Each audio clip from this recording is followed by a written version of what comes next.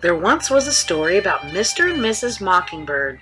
They loved each other very much, and they wanted to have a family of little baby mockingbirds. So Mr. Mockingbird, he'd go out every day and he would find string and maybe a twig or maybe some old newspaper and some leaves and sticks.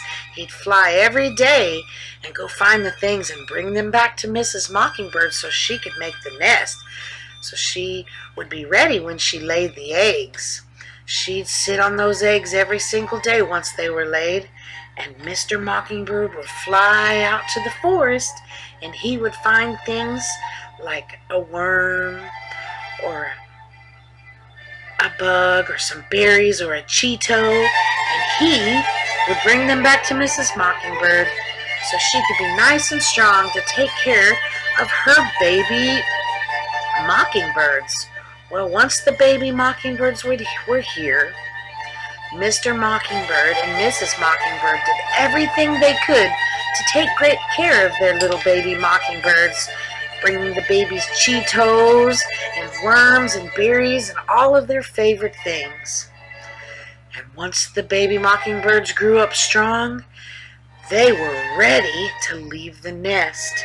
So Mr. and Mrs. Mockingbird taught their baby mockingbirds how they could make it in the forest and one day have a family of their own.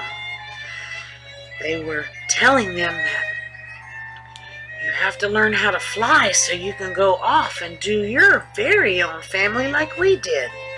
So once they got their confidence up, they learned how to fly and they stood on the edge of the twig, and then all of a sudden they took a great leap of faith and they flew and they flew and they flew to go make their own family with their very own Mr. or Mrs. Mockingbird.